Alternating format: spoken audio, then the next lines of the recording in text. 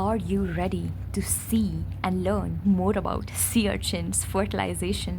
Sea urchin का नाम बहुत खतरनाक होता है भैया, अराबिका पंक्चुलाटा, है ना? बोला भी नहीं जाता मुझसे, तो मैं तो इग्नोर ही करती हूँ, but anyways punctulata, Arbacia पंक्चुलाटा।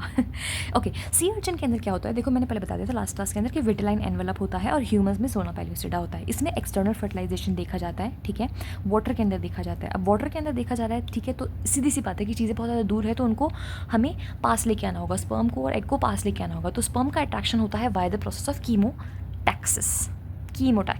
Chemotaxis मतलब केमिकल से स्पर्म को बुलाया जाता है, तू आजा। कैसे आएगा, चलो देखते हैं। तो कीमोटैक्सिस के थ्रू कौन सिक्रीट कर रहा है भाई, की केमिकल्स कौन सिक्रीट कर रहा है? Jelly coat of the egg. ये हमारा एग है, इसकी चारों तरफ जेली कोट है, कीमोटैक्सिस के थ्रू ही बुलाएगा अंदर, ठीक है, स्पर्म अट्रैक्ट हो जाएगा। अब ये ऐसा क्या रिलीज़ करेगा, ये रिलीज़ करेगा, ये ब्लैक कलर के छोटे छोटे दिख रहे हैं, SAP, sperm activating peptides. Example है इसका रीसैक्ट। रीसैक्ट स्पर्म को डायरेक्शन देता है। गाइस, मैंने इसके ऊपर इतने स्टार ऐसे ही नहीं मार्क कर दिए, इट इज़ वेरी इंपॉर्टेंट। इसके ऊपर क्वेश्चन आता ही आता है, और इतने आते हैं ना, मतलब प्रीवियस ईयर क्वेश्चन पेपर तुम खोल के देखो, बताऊंगी मैं तुम्हें, खोल के बताऊंगी वो भी, but previous year question papers के अंदर बताना, रीसैक्ट के ऊपर इतने क्वेश्चन आए कि यार स्पर्म को डायरेक्शन कौन देता है एक्सटर्नल फर्टिलाइजेशन वाले एनिमल्स में? भाई वो रीसैक्ट है, और कोई नहीं है, वो रीसैक्ट है, ठीक है। सैप के अंदर मैं बता देती हूँ 14 अमीनो एसिड का बना हुआ होता है। ये वैलेंटाइंस डे कब आता है? 14 फरवरी को, उस तरह से तुम लोग याद कर सकते हो, ठीक है। ओके, तो स्पर्म यहाँ पे मूव करेगा टूवर्ड्स दी एग। रीसेक्ट ने इसको बुला लिया, उसके बाद में क्या होता है, रीसेक्ट आकर के स्पर्म के ऊपर जो रिसेप्टर है उसके ऊपर बाइंड करेगा। स्पर्म के रिसेप्टर पर बाइंड करके जीटीपी कन्वर्ट होगा सीजीएमपी में। सीजीएमपी क्या करेगा, calcium cGMP gated calcium channels को ओपन करेगा। ये चैनल्स ओपन करेंगे, कैल्शियम का इन्फ्लक्स होगा। कैल्शियम अंदर आया माइटोकॉन्ड्रिया से एटीपी सिंथेसिस करने के लिए बोलेगा। एटीपी सिंथेसिस करने के लिए बोलेगा फ्लैजिला डाइनिन ये भी यूज़ करेगा, और ये जो फ्लैजिला है ये फटाफट मूव करेगा इस एटीपी की मदद से, तो स्पर्म मूव करेगा, ठीक है। तुम्हें एक और क्वेश्चन यहाँ पे रिलीज मतलब मिल जाएगा कि जो मैंने लास्ट क्लास में बताया था कि एक्रोजोम, या प्रॉब्लली इसी क्लास में बताया था, I don't remember, but acrosome किससे बना होता है? इट्स गोल्जी डिराइव्ड स्ट्रक्चर, ठीक है। तो this is very very important. All right, so second step क्या है? फर्स्ट स्टेप मैंने तुम्हें बता दिया था कि कैसे स्पर्म को अट्रैक्ट करेगा egg jelly coat via releasing resact. Second step में हम देखेंगे स्पर्म एंड एग का इंटरेक्शन, जिसे हम कहते हैं एक्रोजोमल रिएक्शन। कैसे होगा? Let us see it very carefully, क्योंकि यहाँ से आते हैं ढेरों क्वेश्चंस। तो देखो गाइस ध्यान से, ये है हमारा एग और ये है इसकी प्लाज्मा मेम्ब्रेन। बाहर की तरफ क्या है? Vitelline envelope. इसके बाहर क्या है? सल्फेटेड पॉलीसैकेराइड, एग का ही पार्ट है। सल्फेटेड पॉलीसैकेराइड किस लिए रिक्वायर्ड है? ये जाकर के बाइंड करते हैं इस स्पर्म में। मुंडी थोड़ी बड़ी हो गई, ध्यान से देख लो, ये स्पर्म है, पहले ही बता दूँ। इस स्पर्म की जो रिसेप्टर है इसके ऊपर जाके बाइंड करेगा, रिसेप्टर को एक्टिवेट करेगा। ये करेगा 3 रिएक्शन इन द स्पर्म। पहला रिएक्शन ध्यान से देखो, सोडियम एंड हाइड्रोजन का एक्सचेंज करते हैं, मतलब सोडियम अंदर आते हैं, हाइड्रोजन्स बाहर जाते हैं, ठीक है। Next is PLC receptor. PLC receptor को ये करता है एक्टिवेट, PIP2 एंड डैग में कन्वर्ट करता है। पीएलसी रिसेप्टर से PIP2 कन्वर्ट होता है IP3 और डैग के अंदर। IP3 कैल्शियम रिलीज़ करवाता है थ्रू एंडोप्लाज्मिक रेटिकुलम। कैल्शियम में आ गया, कैल्शियम आ गया, सोडियम आ गया, 2 चीज़ें आ गई।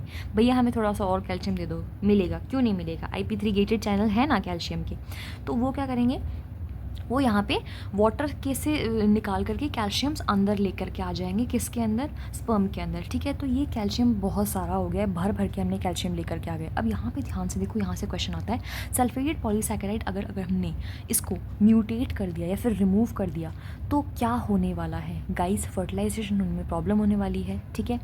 नेक्स्ट ध्यान से देखो, ओके, तो क्या होगा कि फाइनली हमारे पास में कैल्शियम बहुत ज़्यादा होगा। अब कैल्शियम का काम क्या है? चुप थोड़ा ना बैठेगा ये, कैल्शियम उछल के नाचेगा। ये कैसे नाचेगा? लेट अस सी। कैल्शियम फ्यूज़ करवाएगा एक्रोजोम और प्लाज्मा मेम्ब्रेन के अंदर, ठीक है। देखो एक्रोजोम मैंने बताया था, एक्रोसोम जैसे ही रिलीज़ करेगा, यहाँ पे ये स्पर्म का हेड है, ठीक है। एक्रोसोम जैसे ही यहाँ से रिलीज़ हो रहा है और ये इसकी टेल है भाई स्पर्म की, पहले बता दूँ, देखो मेरी ड्राइंग बहुत अच्छी है, मेरे को पता है, ठीक है। Don't tell me. तो अब यहाँ पे क्या हो रहा है कि एक्रोसोम है, एक्रोसोम यहाँ से रिलीज़ कर रहा है। एंजाइम्स जो है वो 2 एंजाइम्स रिलीज़ होंगे, पहला है हाइल्यूरोनिडेज और दूसरा है प्रोटीएजेस। हाइल्यूरोनिडेज और प्रोटीएजेस का काम होता है एग जेली को डाइजेस्ट करने का। तो हमारी जो एग जेली है वो डाइजेस्ट हो रही है धीरे धीरे। किसने करवाया? कैल्शियम ने करवाया। IP3 गेटेड कैल्शियम चैनल से ये अंदर गया और यहाँ पे कैल्शियम इंक्रीज़ होने की वजह से इस कैल्शियम ने 2 एंजाइम्स रिलीज़ कराया जिससे कि एग जेली हो गई है डाइजेस्ट। सिंपल। इसके बाद में कैल्शियम ने कहा कि नहीं नहीं, अभी नहीं, थोड़ा करो इंतज़ार, कुछ थोड़े और काम भी करने हैं। जैसे कि इसने यहाँ पे जो एक्टिन प्रेजेंट था उस एक्टिन को जी एक्टिन को कन्वर्ट करवा दिया एफ एक्टिन के अंदर। जैसे ही जी एक्टिन एफ एक्टिन में कन्वर्ट हुआ तो एफ एक्टिन नाम से ही सुनाई दे रहा है कि लंबा सा एक्टिन, एकदम लॉन्ग एक्टिन है, जो कि एकदम स्ट्रेच करेगा और किसको पुश आउट करेगा? बिंडिन को। बिंडिन एक ऐसे प्रोटीन्स होते हैं जो कि यहाँ पे प्रेजेंट है और बाहर की तरफ निकल आएंगे और ये जाकर के इंटरैक्ट करेंगे इस ERB1 रिसेप्टर जो कि प्रेजेंट है विटाइन एनवेलप के अंदर। इस ERB1 रिसेप्टर को GPCR रिसेप्टर भी बोलते हैं। सेल बायोलॉजी में और डिटेल में पढ़ लेंगे GPCR के बारे में। फिलहाल ये याद रखना कि रिसेप्टर यहाँ पे ERB1 है और बिंडिन इससे बाइंड कर रहा है, क्योंकि यहाँ से आते हैं questions. Bindin plus ERB1 makes what? Species specific recognition, क्योंकि स्पीशीज़ सेम होनी चाहिए, एग की भी सेम होनी चाहिए और स्पर्म की भी सेम होनी चाहिए। गाइस इस पे क्वेश्चन आता है, इसको मैं थोड़ा देर वापस समझा देती हूँ तुम्हें। ये देखो मैंने यहाँ पे अलग से बना दिया है। ERB1 जो है ये रिसेप्टर है, विटाइन एनवेलप पे प्रेजेंट है। अगर हमने इसको रिमूव कर दिया तो सीधी सी बात है फर्टिलाइजेशन नहीं होगा, क्योंकि बिंडिन फिर किससे जाके इंटरेक्ट करेगा, एक बात बताओ। और ये स्पर्म है, ठीक है। तो गाइस थोड़ी सी समरी देख लो एक बार। सल्फेटेड पॉलीसैकेराइड कहाँ पे प्रेजेंट था? तुम्हें याद है विटाइन एनवेलप के बाहर था। वो जाकर के रिसेप्टर से बाइंड करेगा, एक्टिवेट करेगा। किसके रिसेप्टर के गाइस? ये स्पर्म के रिसेप्टर से जाके बाइंड करेगा और उसको एक्टिवेट करेगा। फिर उसके बाद में सोडियम इन जाएगा, हाइड्रोजन बाहर जाएगा। ये फटाफट से रिवीजन करा लूँ, एक साथ में ध्यान से समझ लेना। PIP2 कन्वर्ट होगा IP3 और डैग के अंदर। IP3 बढ़ेगा, कैल्शियम अंदर आएगा, ठीक है। कैल्शियम अंदर आएगा तो acrosome plus plasma membrane fuse करेंगे। इसकी वजह से कुछ एंजाइम्स रिलीज़ होंगे। कौन से 2 एंजाइम्स थे? प्लीज़ बताओ, पॉज करो, सोचो और बताओ। हाइल्यूरोनिडेज एंड प्रोटीएजेस, याद कर लो। तो हाइल्यूरोनिडेज और प्रोटीएजेस ये 2 एंजाइम यहाँ पे रिलीज़ होंगे, मैंने लिख भी दिए हैं आप लोगों के लिए। उसके बाद में यहाँ पे होगा कैल्शियम एक और काम करने वाला है, जी एक्टिन को कन्वर्ट करने वाला है एफ एक्टिन में, जिसकी वजह से बिंडिन जा कर के GPCR ERB1 species specific interaction करने वाला है। GPCR का दूसरा नाम है ERB1 रिसेप्टर। ये कहाँ पे प्रेजेंट होगा? विटाइन एनवेलप में प्रेजेंट होगा। यहाँ पे क्या है? ये है हमारा एग, ये है इसकी प्लाज्मा मेम्ब्रेन, बाहर की तरफ vitelline envelope. You have understood everything. Polyspermy ना हो तो क्या करें? मोनोस्पर्मी मतलब एक स्पर्म, पॉलीस्पर्मी मतलब एक से ज़्यादा स्पर्म वहाँ पे जाके बाइंड कर रहा है। एक से ज़्यादा स्पर्म बाइंड करेगा तो एम्ब्रियो डाई कर देगा। इसको रोकना होगा। कैसे रोकेंगे? Prevention of polyspermy via 2 steps. पहला स्टेप देखो फास्ट ब्लॉक, सेकंड स्टेप देखो स्लो ब्लॉक। फास्ट ब्लॉक के अंदर कैसे होता है? सबसे पहले जो स्पर्म है वो जाके बाइंड करेगा एग से, क्या रिलीज़ करेगा? सोडियम रिलीज़ करेगा। जैसे ही सोडियम रिलीज़ करेगा, जो एग का मेम्ब्रेन पोटेंशियल है -70 से स्पाइक करके पहुंच जाएगा +20 मिलीवोल्ट। इस +20 मिलीवोल्ट के मेम्ब्रेन पोटेंशियल के ऊपर गाइज आई टेल यू कोई भी और स्पर्म जा करके बाइंड नहीं करेगा। तो एक तरह से ब्लॉक कर दिया। अब कोई और पॉलीस्पर्मी नहीं होगी तो ये फास्ट ब्लॉक होता है। पर प्रॉब्लम है ना, सिर्फ ये 1 to 3 सेकेंड्स तक ही रहता है। ये ग्राफ देख लो, समझ लो, यहाँ पे -70 था और एकदम से ऊपर जाके मूव कर गया। इस पर ये क्वेश्चन आ रखा है लास्ट ईयर, ठीक है। अब देखना स्लो ब्लॉक कैसे क्या होता है। स्लो ब्लॉक के अंदर क्या होता है? सबसे पहले इस डायग्राम को देख के ओवरवेल मत होना। I just break it down very simply.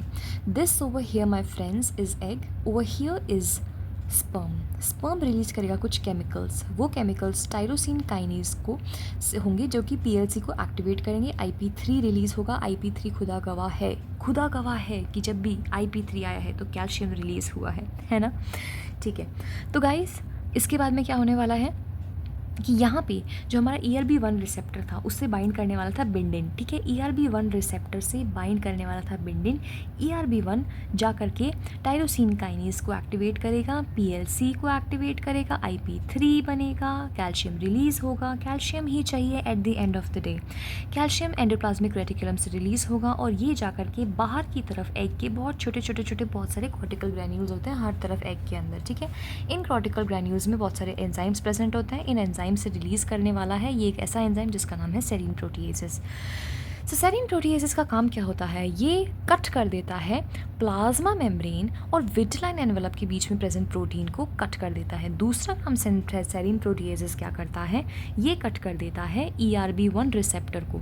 ERB1 receptor guys अगर ये कट हो गया तो बिंडिन जाके बाइंड किसके साथ में करेगा, ठीक है। Okay, alright. सो क्या क्या किया इसने, सेरीन प्रोटीएसेस ने एक काम किया कि प्लाज्मा मेम्ब्रेन और विटिलाइन एनवेलप को दूर कर दिया, ये दूर दूर चली गई और इसने क्लिप ऑफ किया ERB1 रिसेप्टर को, ठीक है। अब बिंडिन किससे इंटरैक्ट करेगा, so no other sperm entry will happen. कितने कॉर्टिकल ग्रैन्यूल्स होते हैं हमारे एग के अंदर, अराउंड 15,000 एग में होते हैं और डायमीटर एक कॉर्टिकल ग्रैन्यूल का होता है 1 micrometer diameter. Next up we have is थोड़ी सी मेहनत और करनी पड़ेगी हमारे स्लो ब्लॉक के अंदर, क्योंकि स्लोली हो रहा है। तो पहला तो हमने देख लिया कि यार इसने सेरीन प्रोटीएसेस रिलीज़ किया और इसकी वजह से इसने थोड़ा सा दूरी बढ़ा दी किसके बीच में, प्लाज्मा मेम्ब्रेन के बीच में और विटिलाइन एनवेलप के बीच में, ठीक है। इसके बाद में तुम ध्यान से देखो कि एक और प्रोसेस होने वाला है। ये है हमारा एग, इस पे कॉर्टिकल ग्रैन्यूल्स ऑलरेडी रिलीज़ हो रहे हैं। ये कॉर्टिकल ग्रैन्यूल्स रिलीज़ होकर के जा कर के ये पहले क्या था गाइस, ये था विटिलाइन एनवेलप, लेकिन अब ये कॉर्टिकल ग्रैन्यूल्स जा करके बाइंड करेंगे इससे और ये फर्टिलाइजेशन एनवेलप में कन्वर्ट हो जाएंगे। देखो लिखा भी है, कॉर्टिकल ग्रैन्यूल्स का जो कंटेंट होता है वो स्टिक होता है किससे, विटिलाइन एनवेलप से, और क्या बना देता है, फर्टिलाइजेशन एनवेलप को बना देता है। फर्टिलाइजेशन एनवेलप का बनना स्टार्ट होता है स्पर्म एंट्री के 20 सेकेंड्स से लेकर के 1 मिनट तक। अब ध्यान से देखो, एक और प्रोसेस है जिसमें क्या होता है, ग्लूकोसामाइन ग्लाइकन्स एब्जॉर्ब कर लेता है बहुत सारा वाटर, जिसकी वजह से प्लाज्मा मेम्ब्रेन और अब जो हमारा नया नाम है, विटिलाइन एनवेलप नहीं बोलूँगी अब मैं इसको, फर्टिलाइजेशन एनवेलप बोलूँगी। तो फर्टिलाइजेशन एनवेलप और प्लाज्मा मेम्ब्रेन के बीच में दूरियाँ बहुत ज़्यादा बढ़ गई है, दूर हो गया है और इनफैक्ट हार्डन भी हो गया कि कोई और स्पर्म आके तो दिखाए, उसकी मुंडी तोड़ देंगे, ठीक है। उसके बाद में एक और तरीके से, and I promise you this is the last second way, जिससे कि हम और ज़्यादा हार्डन करने वाले हैं हमारे फर्टिलाइजेशन एनवेलप को, ठीक है। तो कॉर्टिकल ग्रैन्यूल्स हो गए हैं रिलीज़ और इसकी वजह से रिलीज़ होने वाला है UDX1।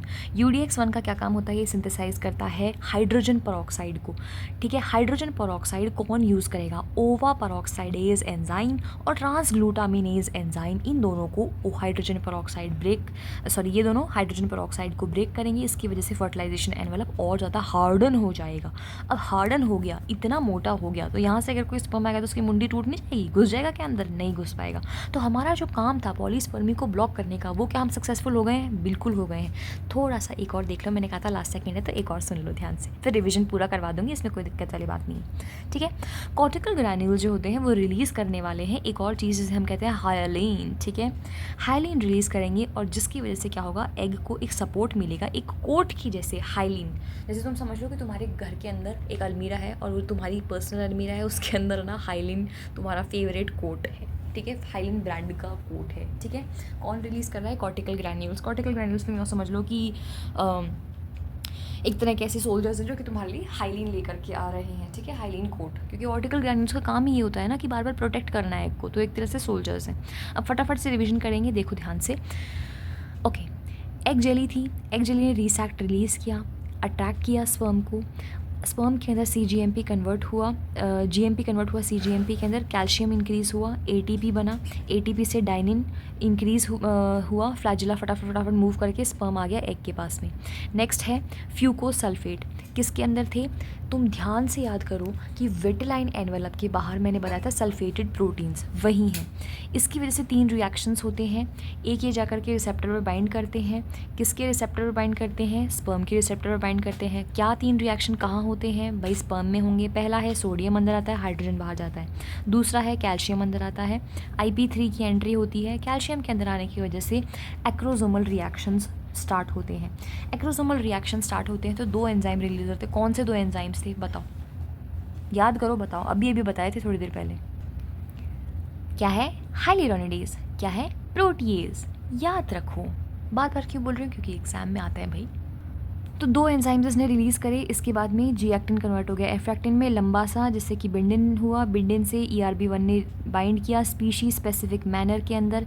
इसके बाद में क्या हुआ, टायरोसिन काइनेज IP3 रिलीज़ करता है, कैल्शियम रिलीज़ करता है, कॉर्टिकल रिएक्शंस होते हैं। कॉर्टिकल रिएक्शंस के अंदर सबसे पहले क्या होता है, सबसे पहले इसके अंदर सबसे इंपॉर्टेंट रिएक्शन होता है, देखो सबसे इंपॉर्टेंट रिएक्शन था, ये है सेरीन प्रोटीएज। ठीक है, सेरीन प्रोटीएज ने क्या किया, विटेलाइन मेम्ब्रेन और प्लाज्मा मेम्ब्रेन के बीच में दूरियां बढ़ा दी है, प्रोटीन को ब्रेक कर दिया है। ठीक है, उसके बाद में क्या होने वाला है, ERB1 को भी वो क्लिप ऑफ कर देगा। रिवाइज करना ये बहुत आसान है, सिर्फ इतने से पेज में पूरी क्लास का रिवीजन हो गया है guys.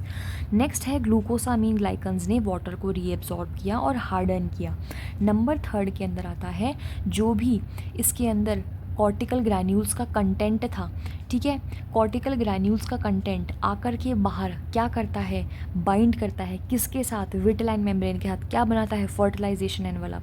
Third process cortical reaction का, UDX1 किसको बनाता है, H2O2 कौन ब्रेक करता है, ओवा पेरोक्सिडेज और ट्रांसग्लूटामिनेज, और इसकी वजह से फर्टिलाइजेशन एनवलप अब क्या होने वाली है, बहुत ज़्यादा हार्डन। और तीसरा है कॉर्टिकल ग्रैन्यूल्स एक और चीज़ रिलीज़ करते हैं जिसे कहते हैं हाइलिन। गाइस तुम्हें पता है, तुम्हारा कोड था ये, याद है ना, जाके देखो अलमारी में। Alright guys, with this we finish this class, see you in the next class. Next class के अंदर हम पढ़ने वाले हैं, क्यों बताऊँ, सरप्राइज़ है। Alright guys, thank you and bye bye.